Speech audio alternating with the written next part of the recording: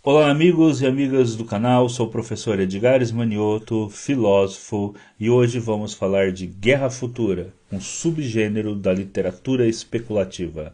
Se você não é inscrito no canal, se inscreva, deixe o seu like e ao final do vídeo faça aquela estratégia de guerrilha filosófica. Compartilhe o vídeo nas suas redes sociais e nos seus grupos do WhatsApp. Então vamos falar desse subgênero da literatura especulativa, a Guerra Futura.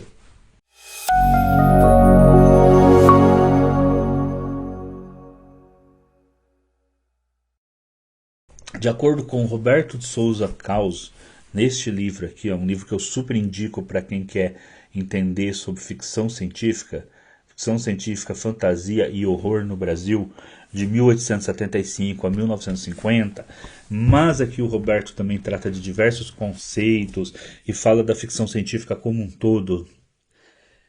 O Roberto Caus coloca aqui o termo Guerra Futura, ou Future War. Ele, o primeiro escritor, né, a tratar de Guerra Futura teria sido Sir George Chesnat na Batalha de Dorking. É lógico que depois o próprio Roberto vai comentar, né, que você pode também se remeter lá até um Império Romano, onde eu acho que foi Plínio o Velho, falou da possibilidade do imperador romano ter de uma guerra, né, entre os romanos e um de seus inimigos, uma guerra que nunca aconteceu, mas que poderia haver essa possibilidade. E quando a gente vai mapeando, sempre vai encontrando uma coisinha ou outra ali também, no mundo antigo. Mas o gênero em si surge então nessa obra aí no século XIX. E o que é a Guerra Futura? A Guerra Futura é quando você imagina um cenário em que você tem um conflito entre nações ou mesmo outro tipo de conflito, uma guerra. Ela é futura porque acontece alguns anos no nosso futuro, mas ela não chega a ser ficção científica porque apesar do cenário de guerra ser um cenário futuro, as armas utilizadas e as nações ali presentes são as mesmas da atualidade. Vou tentar aqui distinguir para vocês o como eu compreendo essa questão. Por exemplo, se eu vou escrever um cenário de guerra futura em que a China decide ocupar definitivamente Taiwan e os Estados Unidos vão travar uma guerra junto com o Japão, a Coreia do Sul e as Filipinas contra a China, utilizando as armas que nós sabemos que eles têm hoje, porta-aviões, destroyers, mísseis, né, helicópteros, até armas nucleares, mas tudo que existe hoje, só que essa guerra vai acontecer em 2035, é uma guerra futura. Talvez o autor possa até assim, colocar algo como até 2035 os chineses ou os americanos vão ter colocado mais armas no espaço e vai ser utilizado essas armas. Mas ainda é guerra futura. Agora, se você imagina o mesmo conflito entre China e Estados Unidos em 2035 também, mesma época, 2035, pode ser 2040, um pouco mais. Só que aí você extrapola completamente a tecnologia. Então, em 2035, os Estados Unidos e a China vão estar utilizando soldados transhumanos que podem correr a 300 quilômetros por hora, que podem respirar no espaço. Você vai usar, eles vão se enfrentar no espaço com armas laser, vão ter robôs, né, robôs igual filmes de ficção científica, lá Exterminador do Futuro, vão lutar essa guerra. Você vai ter uma parte da guerra vai ser com naves espaciais. E você vai ter uma série de armas e tecnologias que nós estamos muito longe de alcançar na nossa realidade presente. Aí é ficção científica.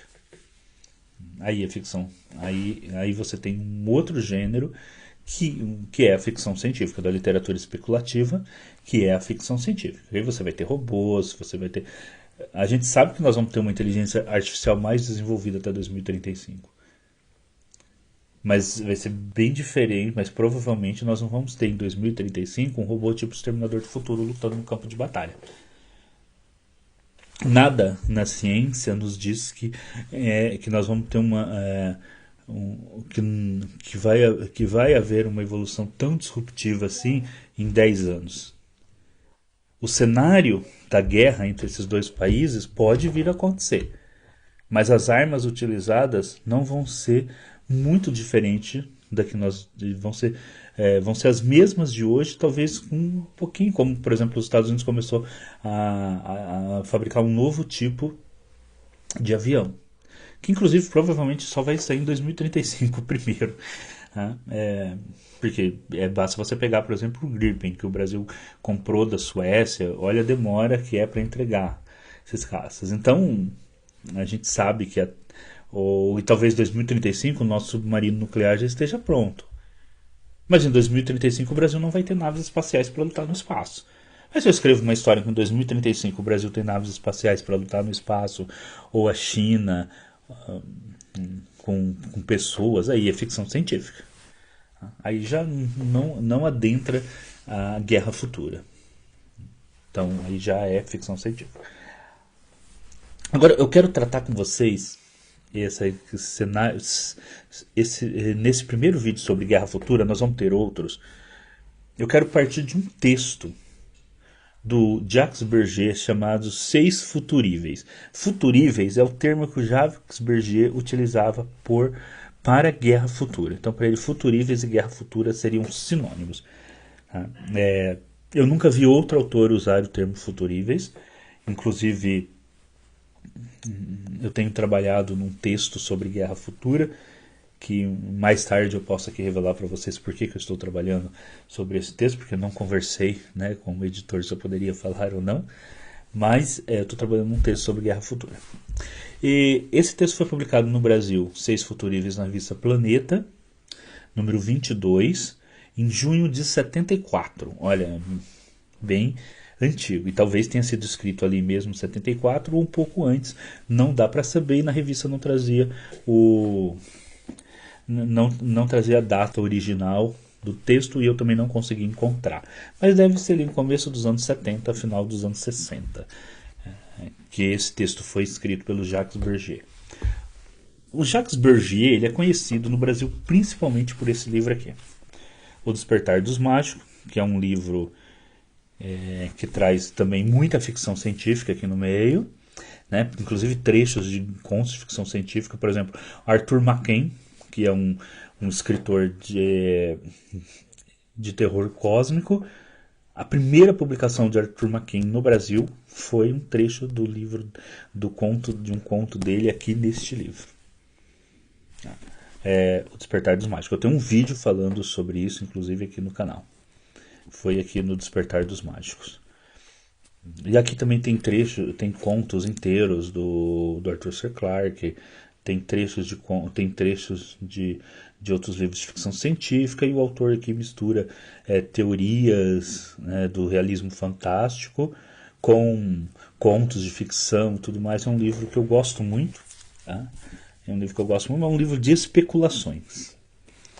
O Jacques Berger gosta muito de escrever esse tipo de livro. Tem esse aqui, As Fronteiras do Possível, onde ele vai trabalhar também das possibilidades futuras da ciência. Mas ele também tem livros, eu não peguei todos aqui, ele também tem livros falando sobre a questão do petróleo, sobre espionagem. Então ele tratava de diversas questões, né? Ele era físico, né? Ele tratava de diversas questões, ele era um verdadeiro polímata. E esse texto, Seis Futuríveis, era um dos textos que ele escrevia para a revista Planeta, que ele fundou junto com o Lois Pauls e que é editado até hoje no Brasil, né? E foi editada na França também. Só que no início dela, ela trazia uns textos muito mais especulativos. Tudo hoje ela tem uma pegada muito mais ecológica, né? No início não, ela trazia uns textos bem interessantes de especulações e tudo mais. Então vamos ao texto. Eu não vou ler o texto inteiro, apesar de ter um texto curto, vou comentar alguns trechos. Então, e lembrando, gente, que o texto é de 70, tá? Dos anos 70. Então, tudo que ele fala aqui de guerra futura, para nós hoje é muito improvável. Mas é justamente por isso que eu quero começar com esse texto, porque apesar de ser muito improvável, nos ajuda a compreender o que é o gênero, o subgênero guerra futura. Então ele começa o texto assim no primeiro parágrafo. Aqui estão 6 situações a que chamaremos futuríveis, nas quais se imaginam conflitos em que o homem não hesitaria em utilizar armas novas. As estruturas das 6 narrações de guerras futuras que se seguem parecem pouco verossímeis, inspiradas talvez, às vezes, na ficção científica, nos filmes ou na televisão americana. Observemos apenas que tais formas de arte não inventam o futuro, mas refletem simplesmente o inconsciente coletivo. E ele segue, né, com a explicação. Agora, aqui, o que é interessante? Ele mesmo fala, reflete o inconsciente coletivo. Qual era o inconsciente coletivo do final dos anos 60 e dos anos 70? A guerra nuclear. Esse era o inconsciente coletivo. Nós vamos ver pelos 6 cenários que ele nos traz que a grande preocupação dele em todos esses cenários, e isso que é interessante, é a questão da guerra nuclear, é a questão da possibilidade de existir uma guerra nuclear. O primeiro cenário que ele coloca é X contra os Estados Unidos. Por que X? Porque ele imagina que os Estados Unidos é um país tão poderoso que nenhuma outra nação gostaria ou poderia enfrentá-lo diretamente sem, é claro, o extermínio mútuo, sem ser derrotada ou o extermínio mútuo no caso se fosse a Rússia ou na época a União Soviética. Então ele imagina uma guerra invisível e secreta contra os Estados Unidos.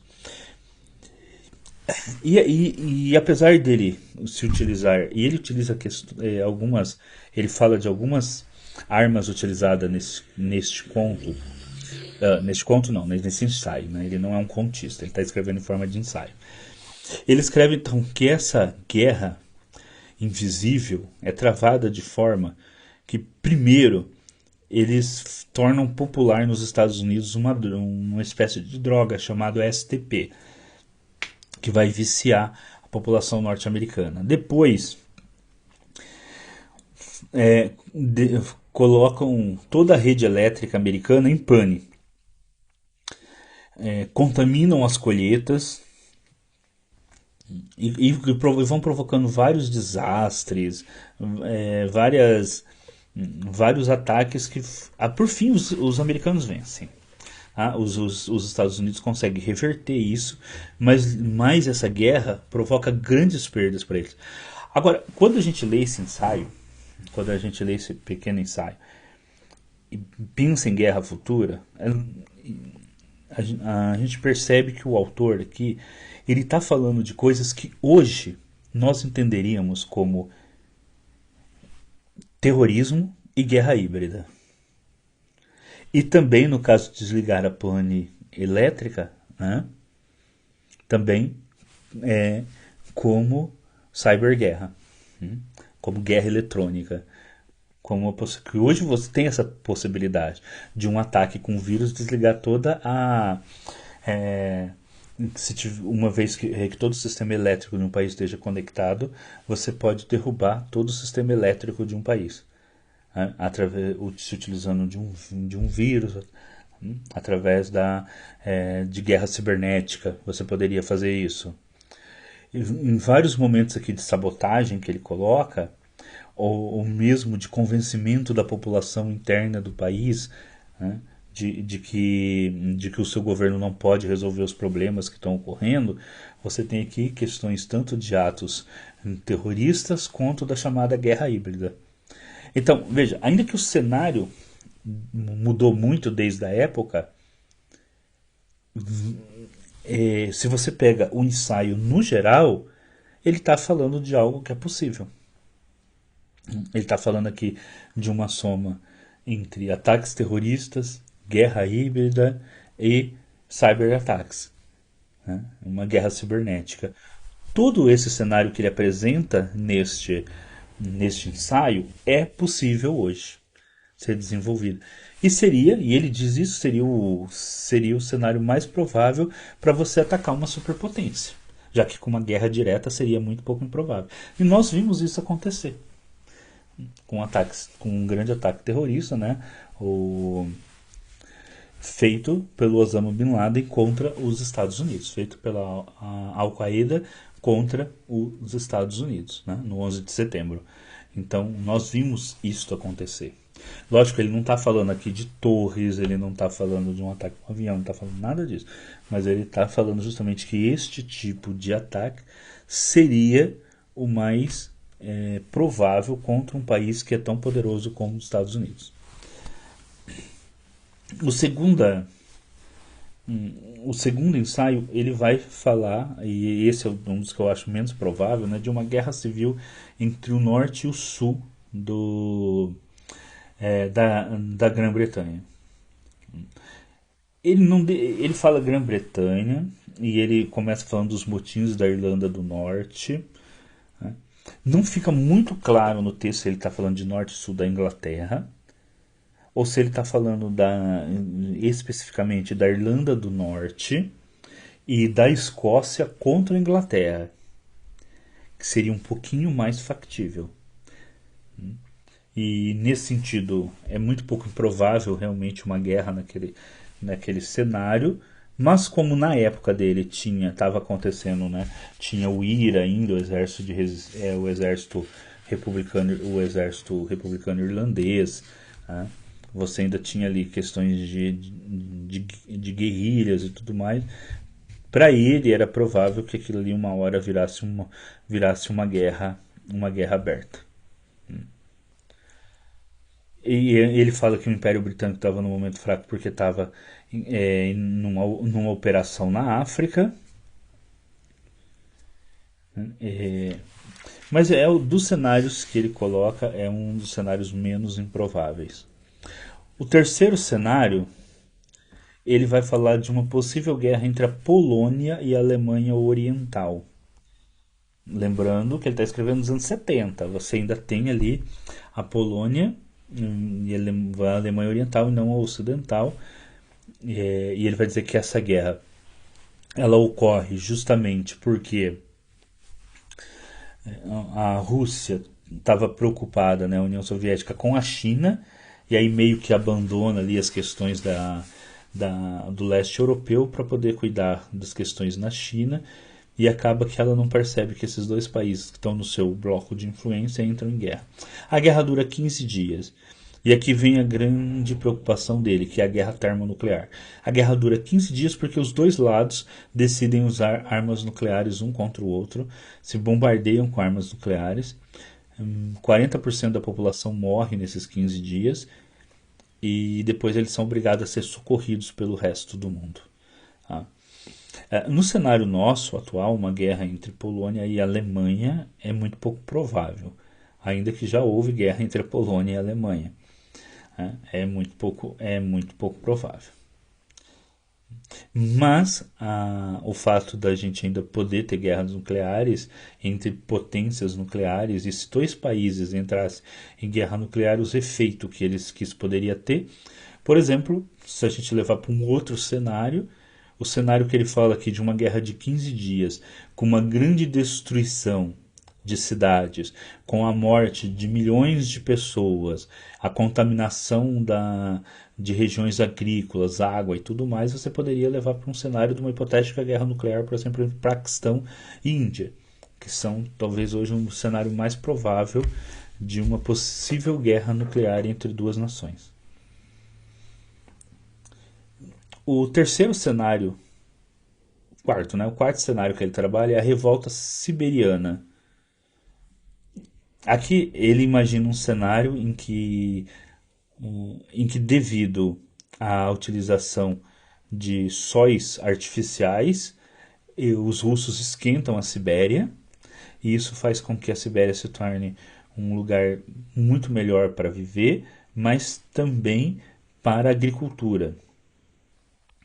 E isso leva com o tempo há um conflito entre as regiões da Sibéria, que é onde os cientistas, que é governada majoritariamente por cientistas, né, por homens que, como ele se refere aqui, por sábios, consiga então enfrentar o poder central de Moscou, né, e criar uma sociedade governada por sábios, uma espécie de república platônica ali na Sibéria. Continuam ali amigos dos russos, amigos da União Soviética e tudo mais, mas com um governo independente, vão se tornando ali, por ser uma sociedade governada por sábios, depois a grande potência.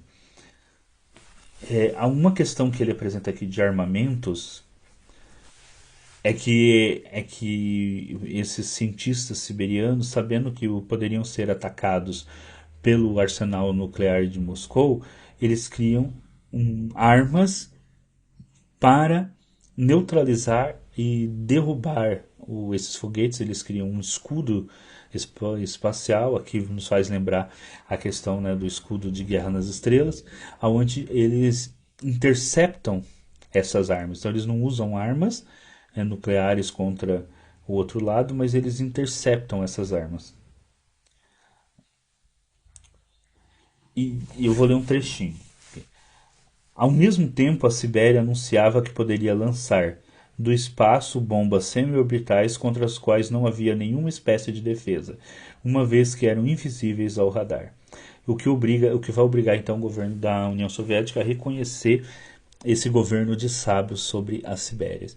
E aqui a gente entra num outro tópico interessante sobre guerra futura, que é a questão da guerra espacial. Nós vamos ver que ele vai retornar em outro ensaio, né, nessa questão da guerra espacial. Então ele coloca aqui que o espaço como definidor da guerra. Uma vez que você tem o domínio do espaço, você tem o domínio, então, para vencer a guerra. Hoje, atualmente, 3 países apenas têm domínio do espaço. O que é domínio do espaço? Em geopolítica, a gente compreende domínio do espaço como a capacidade de colocar armas, satélites no espaço, mas também de impedir que o seu inimigo a coloque se necessário.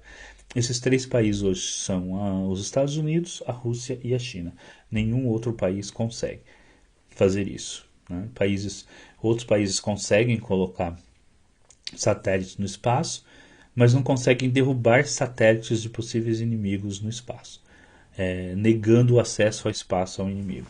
A França tem algum poder nesse sentido também, mas é muito menos do que esses 3 anteriores. Então, aqui a guerra no espaço é quem define o cenário. Ainda que o cenário seja completamente improvável, né, que seria o cenário da Sibéria se tornar independente do restante da Rússia, o cenário do espaço definindo a guerra, ele é muito provável ainda nos dias de hoje.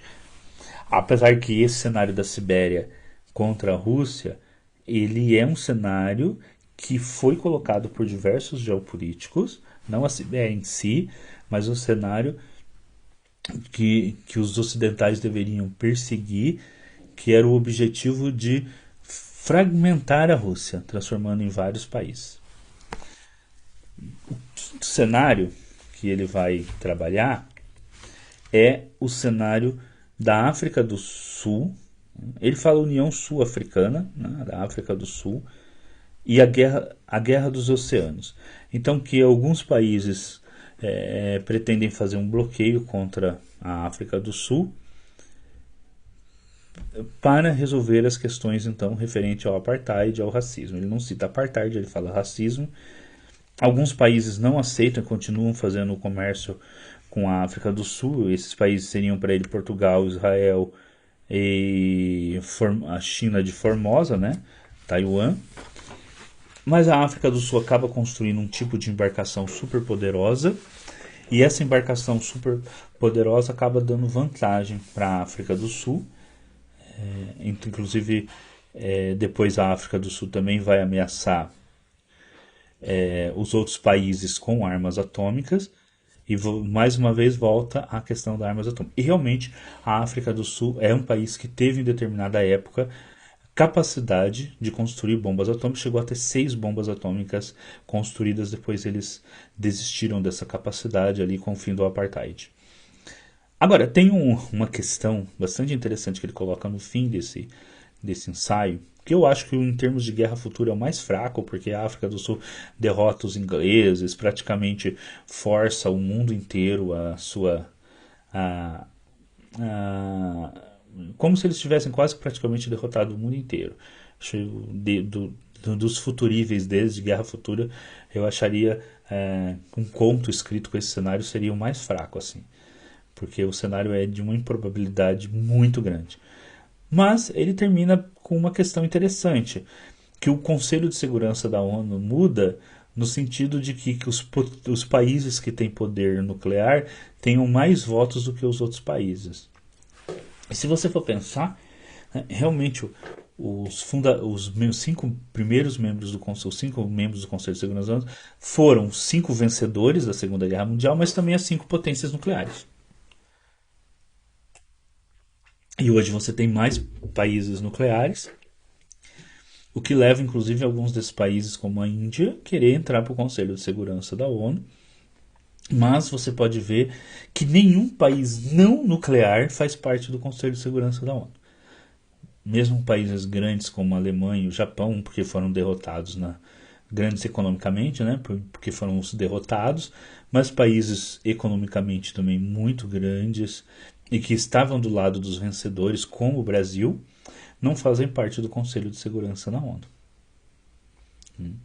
E outra questão que é colocada nesse conto é esse super navio com o qual os sul-coreanos dominam, ou sul-africanos dominam o mar.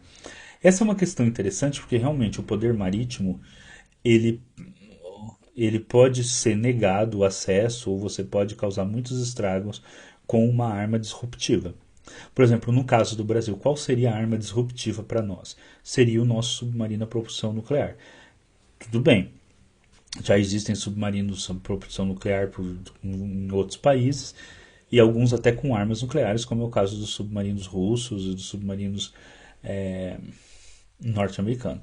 Só que um submarino a propulsão nuclear ele tem tantas vantagens, inclusive de não ser detectável, que ele é uma arma ainda hoje disruptiva.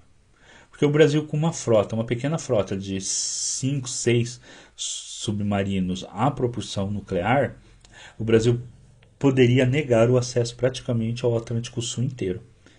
Porque são submarinos quase impossíveis de se localizar e que podem ficar muito tempo submersos e que mesmo com armas convencionais poderiam chegar perto e destruir, por exemplo, um grande porta-aviões.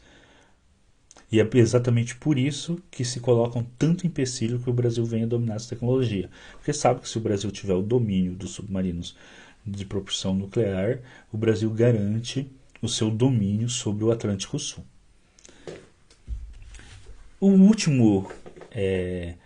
A última parte, né, o último pequeno ensaio que forma esse grande ensaio, né, os futuríveis de Jacques Bergier, ele fala do grande pânico de 1900 e não tem os últimos dois, nós já passamos por aí, né?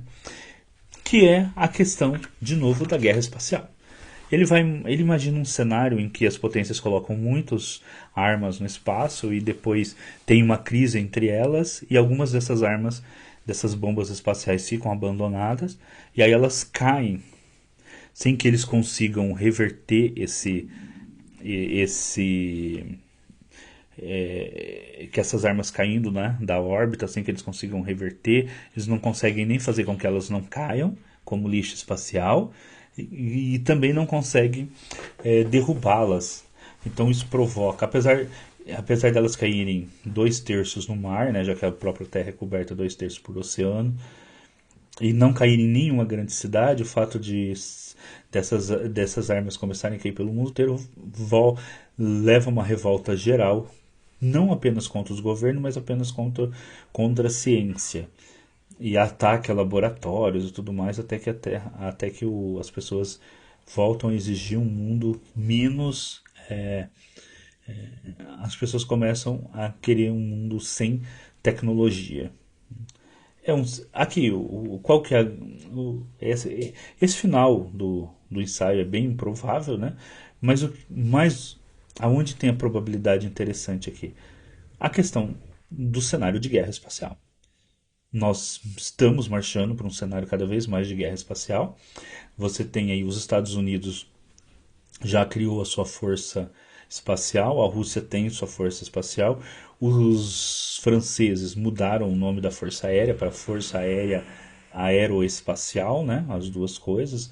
Os chineses também têm Força Aérea Espacial e cada vez mais os países têm investido na questão de ter, como eu já disse anteriormente nesse vídeo, a capacidade de negar o acesso ao espaço aos seus inimigos, né?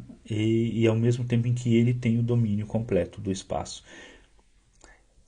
E outro cenário que aparece aqui é: se um dia se colocar realmente armas atômicas no espaço, será que não correríamos o risco delas caírem sem que esses países percebam ou tenham capacidade de realmente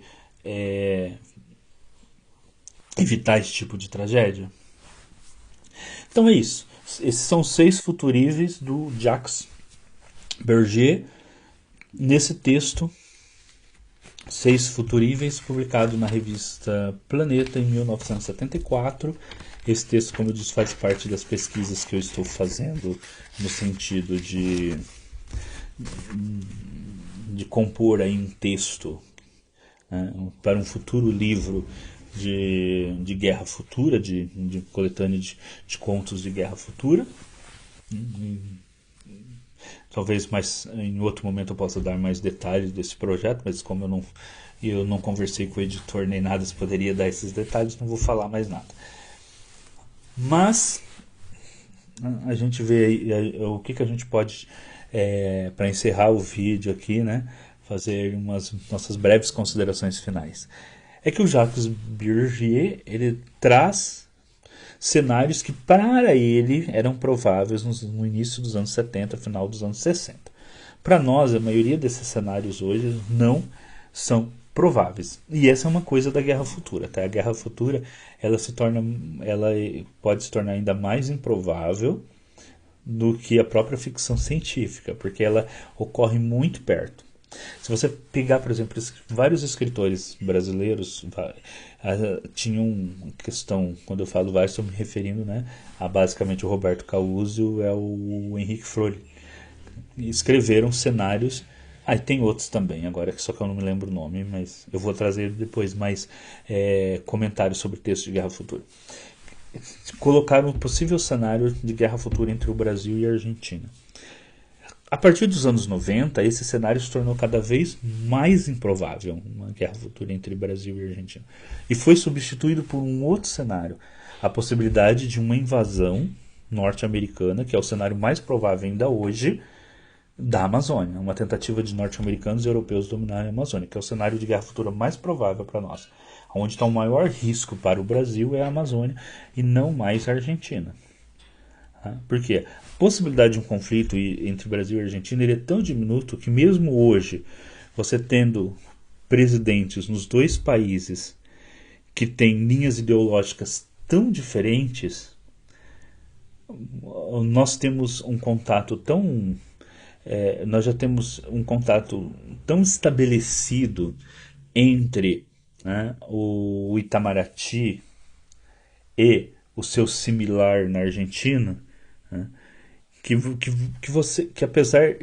apesar de tudo, as relações entre os dois países continuam na normalidade, mesmo com líderes políticos que têm visões completamente diferentes, que têm ideologias completamente diferentes. As relações entre os países seguem a normalidade.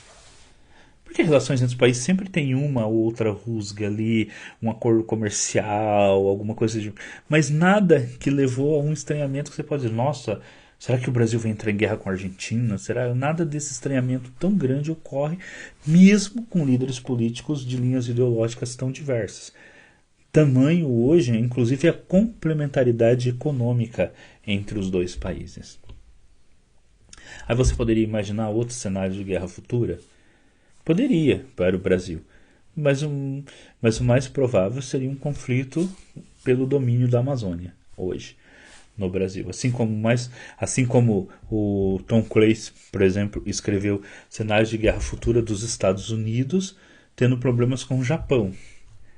Porque na época de que ele estava escrevendo lá no final nos anos começo dos anos 80, final dos anos 70, tudo indicava que o Japão seria a grande superpotência ali na Ásia e que poderia vir a desafiar, como fez no começo dos anos 30 e 40, a supremacia dos Estados Unidos. Mas acabou que a China ultrapassou e ocupou este lugar. Então, os cenários de guerra futura, eles têm muito a ver realmente com a época que o autor está escrevendo. Por isso que, ao contrário da ficção científica, eu acho sempre melhor o autor colocar uma data bastante avançada no futuro. O cenário de ficção, o cenário de guerra futura, ele enquanto mais perto da época, assim 10, 20, 15 anos depois, ele se torna mais realista para quem vai ler.